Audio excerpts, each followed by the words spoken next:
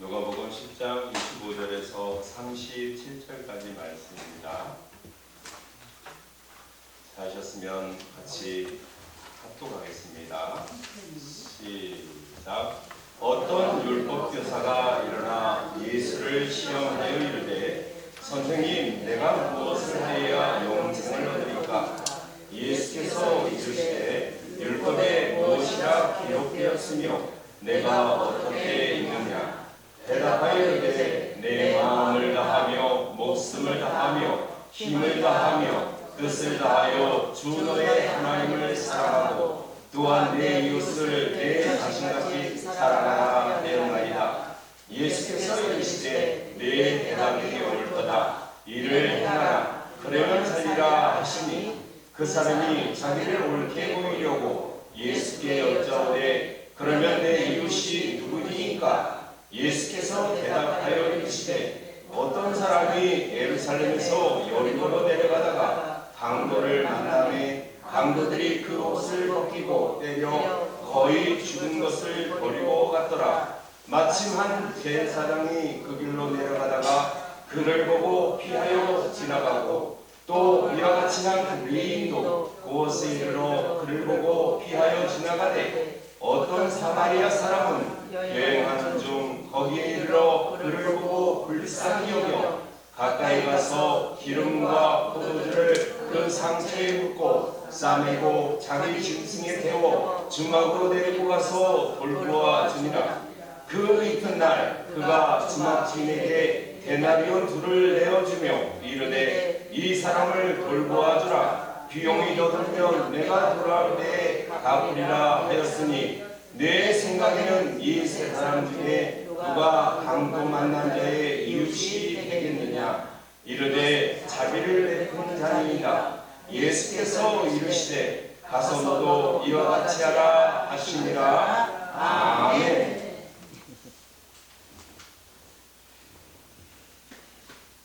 비가 보슬보슬 내리는 어느 날 비포장도로에 후미진 곳에 물웅덩이가 하나 있었습니다.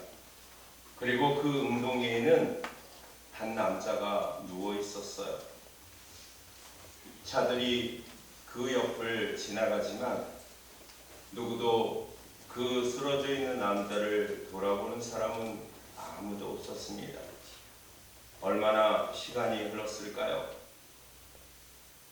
한 여인이 어느 한 남자가 쓰러져 있는 그곳을 향해서 바라보고 지나쳐가다가 차를 세우고 달려갔습니다. 그곳에는 40에서 50세 정도 보이는 외국인으로 추측되어지는 근로자 한 분이 쓰러져 있었습니다. 입에는 하얀 거품을 내뿜고 있고 눈은 초점을 잃어버려서 긴 눈동자가 드러내 있고 팔과 다리는 심한 경련을 일으키고 있어서 보기가 안타까운 그러한 상황이었지요. 다리 하나는 웅덩이에 빠져서 물을 튀기며 심한 경련 속에 그렇게 누워 있었습니다. 한눈에 보아도 우리가 잘 알고 있는 간질이라고 부르지요. 뇌전증이라고 부르는 이러한 병세가 시작된 것 같았어요.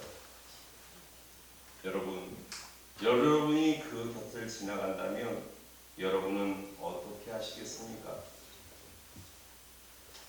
전 그곳에서 선한 사마리아 한 사람을 만났습니다. 흰색 차량이었고 저도 그곳에 지나가다가 그 남자를 보자마자 내려서 달려가고 있었는데 그분이 더 빨리 내려왔던 것 같아요. 그리고는 그분이 길을 멈추고 자기 차에 있는 하얀색 베개 같은 거였는데 쿠션이라고 부르는 정말 깨끗한 쿠션이었어요. 그런데 쿠션 2개를 차에서 가지고 내리더니 그 남자의 머리에 경련을 일으키고 있는 그 남자의 머리에 받쳐주는 모습을 보았습니다. 쿠션이 아까울 수도 있었겠지요. 그러나 그 여인은요 항상 망설임이 없었어요. 곧바로 내려와서 즉각적으로 반응하고 어떻게 해야 하는지를 잘 알고 있는 것 같았어요. 진정될 때까지 그 남자를 물에 빠져 있는 다리도 물이 없는 곳으로 이렇게 이동해주고 방해가 되지 않도록 그렇게 하는 모습을 보았습니다. 그리고 어느 정도 진정이 되자 저한테 이렇게 돈을 쥐어주면서 그 남자 식사를 사주라고 이렇게 쥐어주면서 그리고 유유히 떠나갔습니다. 제가 너무 궁금해가지고 그 차까지 쫓아가가지고 물어봤습니다. 저기요, 뭐 하나 물어봐도 됩니까? 그랬더니 그 여인이 저에게 알려주는 사항은 아주 간단했어요. 조남이라도 좀 알 수 있을까요? 라고 물어봤거든요.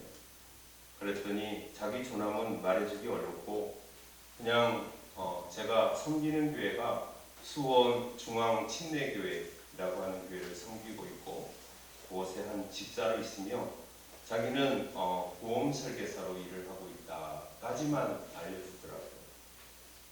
사랑하는 성도 여러분, 제가 이 겪은 일은요 2014년 봄에 일어난 일이기도 합니다. 그래서 제가 그 남자가 진정될 때까지 있다가 차에 태워가지고 그리고는 그 옆에 공장지대였거든요. 공장지대에 있는 기숙사까지 병원에 데리고 가겠다니까 싫다 그러더라고요. 뭐 자기가 외국인이기 때문에 말을 잘 못해요. 그래서 영어를 할 수 있느냐 이렇게 물어봤더니 영어도 안 되고 그래서 일본어를 할 수 있느냐 일본어도 안 된다고 그러더라고요. 어디서 왔는지는 모르겠지만 어디서 왔느냐고 영어로 물어봤더니 영어를 잘 못 알아듣더라고요. 그래서 공장 근처까지 이렇게 모셔다 드린 일이 있는데 여러분 많은 사람들이요 살아가면서 예수님을 믿고 살아가지만 예수님처럼 행동에 옮기는 사람은 쉽지 않은 것 같아요. 오늘은 스승의 주일이지요. 제가 왜 스승의 주일을 지키자고 하냐면 예수님께서 2000년 전에 오셔서 이 땅 가운데 그리스도로 또 메시아로 구원자로 이 땅 가운데 오셨지요. 그리고 난 이후에 예수님은요 12명의 제자들을 삼으셨어요. 그리고 그 12명의 제자들을 데리고 다니시면서 그 제자들에게 실제적인 삶의 현장을 통해서 어떻게 살아야 하는지를 가르쳐 주셨다는 거예요. 그런데 그러한 삶이 예수님의 제자들에게만 해당되는 그러한 사항은 아니지요. 예수를 믿는 우리는 예수를 믿었던 그 제자들처럼 우리가 실천하고 또 삶 가운데 나타내야 한다는 겁니다. 아멘. 이웃을 사랑한다고 하면서도 이웃이 힘들어하고 버거워하면 보통 오늘 말씀처럼 외면하고 가는 사람들이 부지기수고 나하고는 관련 없는 엮이지 않으려고 하는 그래서 경찰서에 오고하는 발걸음을 줄이려고 하는 생각들을 많이 가지고 산다는 거예요. 그러나 예수님은 우리에게 분명하게 말씀합니다. 상하고 버림받고 소외되고 외면받고 죄인 취급하고 세상 사람들이 저버린 이들을 향해서 우리에게 내려가라고 말씀합니다. 그들을 향해서 여러분의 손과 여러분의 발과 여러분의 행실을 옮기라고 말씀한다는 거예요. 우리 모두가 예수님의 제자들이지요. 그래서 어떤 교회에서는 제자 교육이라고 하는 제자 훈련을 시키기도 합니다. 저 또한 제자 훈련을 받기는 했지만 정말 제자로서 살아가고 있는가 돌아볼 때가 많아요. 제가 그 일을 겪고 난 이후에 저의 삶의 태도를 바꿨습니다. 불쌍한 자가 보이면 제일 먼저 달려가려고 했고 가난한 자가 보이면 제 주머니를 털어서라도 그들을 도우려고 열심히 노력을 했습니다. 사랑하는 성도 여러분, 오늘 예수님은 우리들에게 오늘 말씀을 통해서 이렇게 말하고 있어요. 자비를 베푼 사마리아 사람, 이렇게 제 성경책에는 소제목으로 말씀이 기록되어 있습니다. 어떤 율법교사가 일어나 예수를 시험하여 이르되 선생님, 내가 무엇을 해야 영생을 얻으리까? 영생을 얻기 위한 질문이 아니라 예수님을 시험하려고 하는 질문이지요. 그랬을 때 예수님께서는 말씀합니다.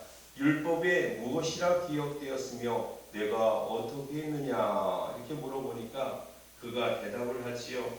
그 대답은 아주 신명기서 6장 5절의 말씀을 인용해서 그가 대답을 합니다.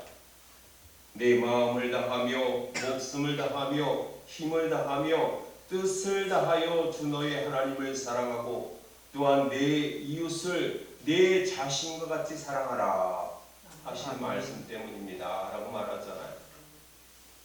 정말 이 율법교사는 그렇게 생각했을까요? 다른 성경에서는 서기관이라고 나오기도 하죠. 우리가 이 말씀을 읽으면서 한 교훈을 하죠. 내 이웃이 누구냐라고 물어보는데 예수님은 한 예를 들어요. 30절의 말씀처럼 어떤 사람이 예루살렘에서 여리고를 내려가다가 강도를 만났다는 거예요. 그리고 강도를 만나고 난 이후에 옷도 다 뺏기고 벗기고 때려서 거의 죽을 것을 버리고 갔다. 목숨은 부지한 상태에서 버려졌다는 겁니다. 그랬을 때 한 제사장이 지나가는데 내려가다가 그를 보고 피해가지고 도망간다는 거예요. 근데 이 모습을 언제 봤냐 하면 성경에서의 이 모습을요, 저는 서울역에 가서 봤어요. 서울역 가시면 고가다리 밑을 한번 가보셨어요? 거기 진로 들어가기 전에 스메리